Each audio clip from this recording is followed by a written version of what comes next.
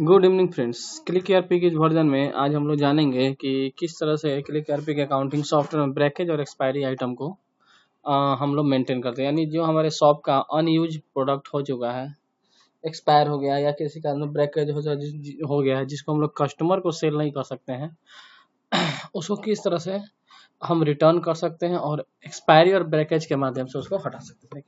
ठीक है, तो सबसे पहले देखिए हम एक पहला रिपोर्ट हम देखते हैं। डिस्प्ले में जाइएगा और यहाँ पे आप आइएगा एक्सपायरी में प्रोडक्ट वाइज।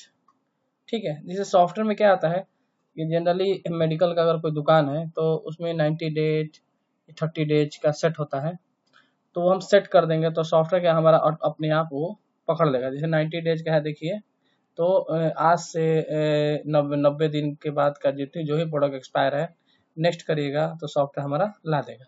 ठीक है, अभी नहीं है, जैसे मान लीजिए हम 2024 देख रहे हैं, यहाँ खुद भी डाल सकते हैं। यानी 1/2024 से हम मान के चलिए कि आज कितना आज जो भी तारीख है, आज अगस्त हो गया, 1 अगस्त तक हम देखना चाह रहे हैं। ठीक है, तो यहाँ पे आप अब यहाँ पे आपका मन है तो आप कंपनी वाइज भी ले सकते हैं। जैसे कंपनी वाइज सेलेक्ट करिएगा तो यहाँ कंपनी का नाम आ गया, या मान लीजिए आप चाह रहे हैं कि ओवरऑल सारा प्रोडक्ट आ जाए तो आप ओवरऑल सारा प्रोडक्ट यहाँ लेके करिएगा। तो जैसे ही करें, जो भी आप डेट दिए हो देखो उस डेट के रेंज के बीच का सारा आइटम आपके पास आ जाएगा, वो भी बैच नंबर के साथ। साथ में उसका वैल्यू भी आता है कि कितना रुपए का आपका आइटम एक्सपायर हो रहा है। ठीक है, इसको आप एमआरपी रेट पर, सेल रेट पर, परचेज रेट पर आप देख सकते हैं। ठीक है, इधर जो रहता है, इधर डेट का मतलब रहता है कि वो प्रोडक्ट कब खरीदा गया था। ठीक है, देखिए इधर जो ना, ये चूंकि सारा ओपनिंग में से नहीं दिखा रहा है, इस साइड जब आप आते हैं तो यहाँ पे दिखाता है डेट हो गया कि वो आइटम किस बैच का किस कब खरीदा गया था, परचेज नंबर क्या है, किस सप्लायर से खरीदा गया था, परचेज डेट क्या है। ठीक है, ये इन्फॉर्मेशन आपको हमेशा मिलेगा ताकि जहाँ से आप माल खरीदे हैं उसको रिटर्न करने में आपको आसानी हो। ये तो आसानी हो, ये तो एक रिपोर्ट। दूसरा हम लोग का ब्रेकेज पर देखिए स्क्रॉल डाटा यहाँ पे चल रहा है नीचे में। इससे क्या 90 डेज का जो भी आइटम है वो स्क्रॉलिंग होते रहता है। ठीक है, अब हम ब्रेकेज एक्सपायरी को छाटेंगे कैसे, ये इतना हम देख लिए, उसको हमको अपने स्टॉक से हटाना है। तो हम सबसे पहले आएंगे अकाउंट सेटल में, सबसे लास्ट अपना ब्रैकेट एक्सपायरी न्यू में जाएंगे। ठीक है, तो सबसे पहले ऑप्शन है एक डेट का, यानी एक ही बार में इस डेट से इस डेट के बीच का जो भी हमारा आइटम है उसको क्या करना है, हमको छाट लेना है। करेंगे जैसे कि मान लीजिए 1 अप्रैल 2024 से आज तक शो करेंगे। हम ज़्यादा दे रहे हैं, थोड़ा कम ही लेना। ठीक है, तो यहाँ पे आ जाएगा। ठीक है, एक ऑप्शन ये है।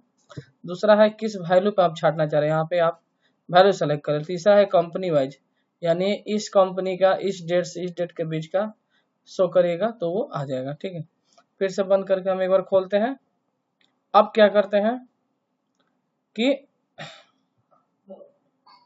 अब हम मैनुअल एंट्री कर देते हैं। मैनुअल का मतलब हो गया कोई एक्सपायरी तो ठीक था, ब्रेकेज कोई हो गया तो ब्रेकेज तो उसमें आएगा नहीं, तो ब्रेकेज का हम क्या करेंगे, यहाँ इंटा मारे। जैसे मान लीजिए A to Z कोई टैबलेट है, इस बैच का जो है ना किसी कारण से ब्रेकेज हो गया तो 90 रुपये रेट है, एक पत्ता हमारा ब्रेकेज हुआ। ठीक है, एक्सपायरी भले इसका डेट 28 है, लेकिन ये क्या है कि अब ये हमारे काम का नहीं है, ये अब बिक नहीं सकता, तो इसको हमको रिटर्न करना होगा। यहाँ गोडाउन हो, किस गोडाउन से स्टॉक घटे।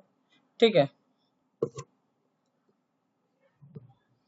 और यहाँ पे क्या करेंगे, अपना यहाँ पे ऐड कर देंगे। ठीक है, जैसे ही ऐड करेंगे वो हमारा नीचे आ जाए। ठीक है, यहाँ पे हम एक ऑप्शन यहाँ पे हम लोग ऑन होता है गोडाउन के जगह पे।